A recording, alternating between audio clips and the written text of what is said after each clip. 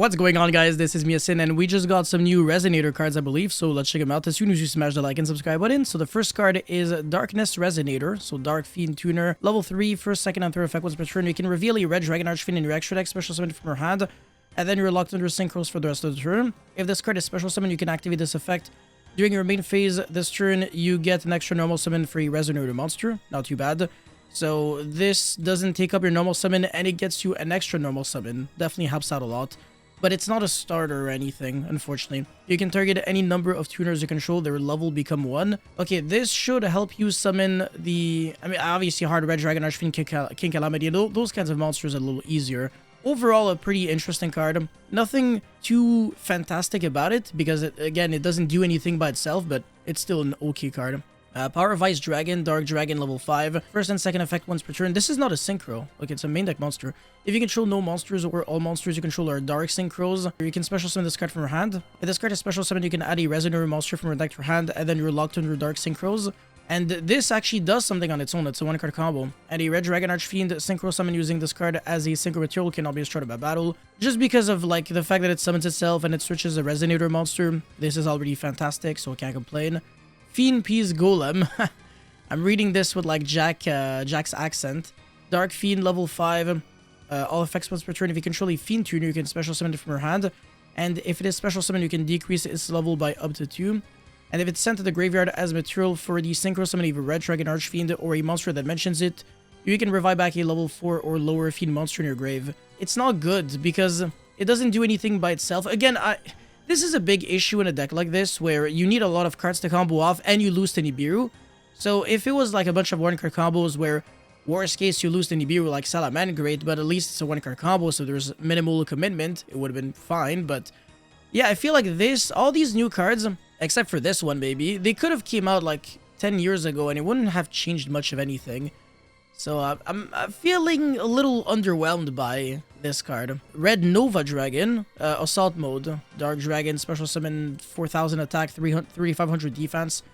Obviously, it has to be summoned with Assault Mode activate. When your opponent activates a card effect, quick effect, you can banish it until the end phase. And then banish cards your opponent controls up to the number of tuners in your grave. When an opponent's monster declares an attack, you can banish this card until the end phase, negate that attack, then end the battle phase.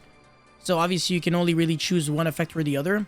And if this card is destroyed, you can special summon a Red Nova Dragon from your grave. Again, it's just not an impressive card at all. Yeah, it just really could have came out like 10, 15 years ago. Wouldn't have changed anything.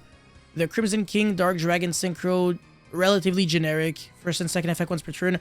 If this card is synchro summon, you can add a card that mentions Red Dragon Archfiend from your deck to your hand. Not bad, sure. There should be a couple of good cards that you can search, like Crimson Guy and stuff like that. I'm pretty sure. And Red Nova, the spells and shops are good. When your opponent activates a monster effect, quick effect, you can banish this card, special summon one Red Dragon Archfiend from your extra deck, and it's treated as a synchro summon. And if you do, its current attack becomes double, and also it cannot be destroyed by your opponent's card effects. I guess it's good if you're trying to like OTK or something, but it's a little gimmicky. Whatever. The only thing that really matters is the first effect. It's just that I was kind of expecting a little more from a new level 8 synchro for the deck. So this just feels like it doesn't do enough. It's really just, you make a synchro to search a card, and that's it. Because this effect is kind of like a fake effect. Like, I don't really care if you can replace it with a monster that just has higher attack and it's indestructible by card effect. Because Red Dragon Archfiend is, objectively speaking, not a good card in 2025.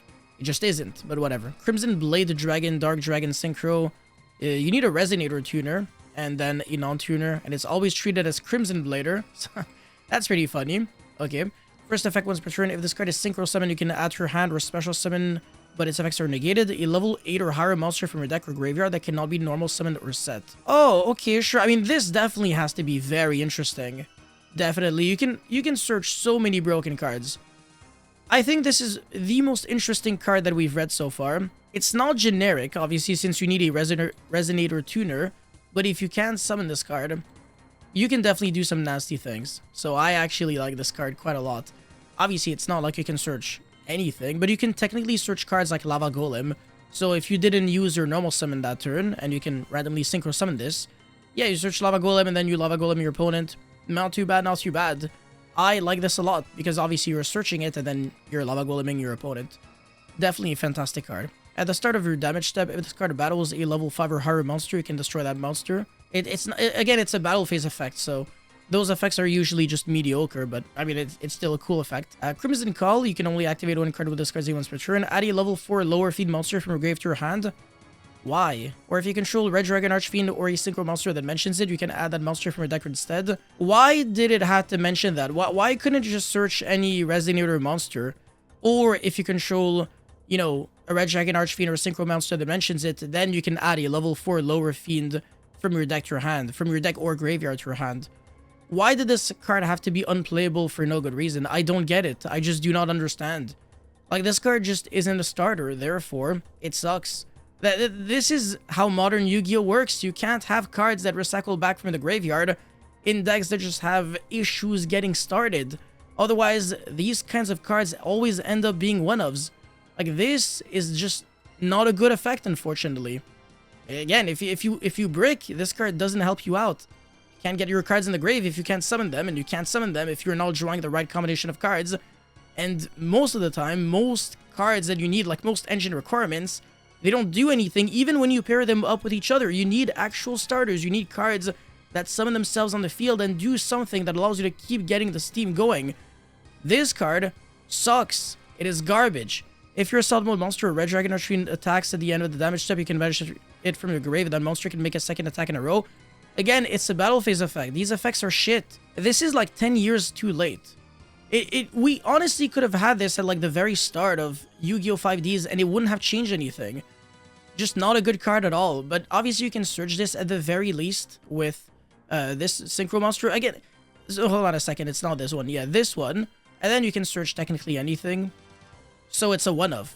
This is the last card, the Ruler's Rumbling. Normal chop. You can only activate one card with this card once per turn. Neither player can activate cards or effects in response to this card's activation.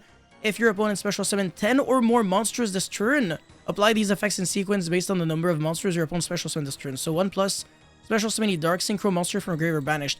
Again, it sucks. This is a bad effect. By the time this card is useful, it might be a little too late.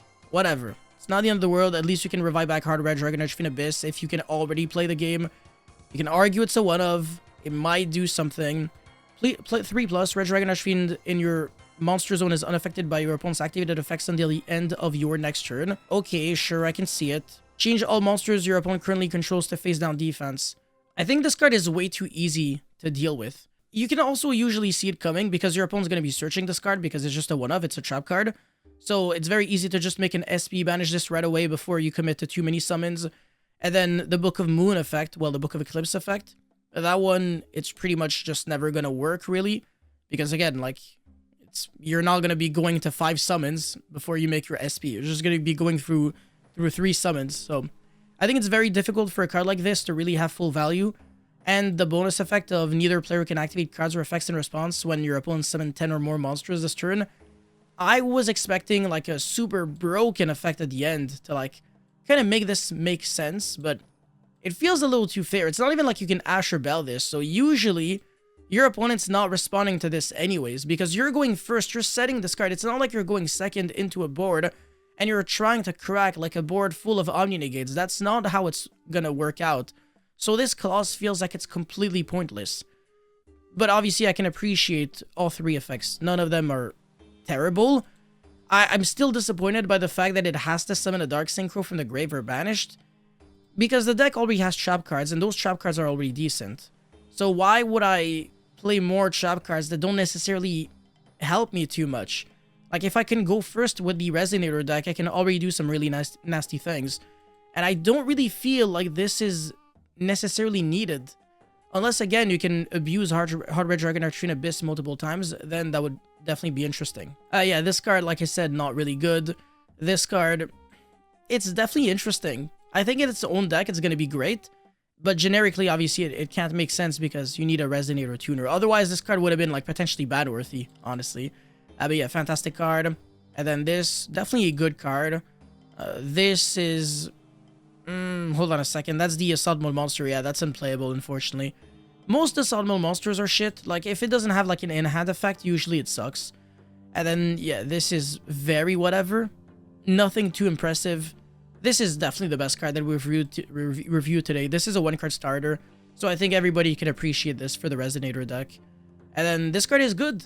Absolutely. It's a good card. I don't really think it's going to be a 3 of, because realistically, like, again, it doesn't do anything by itself. So you can also break on too many tuners. It's not really good.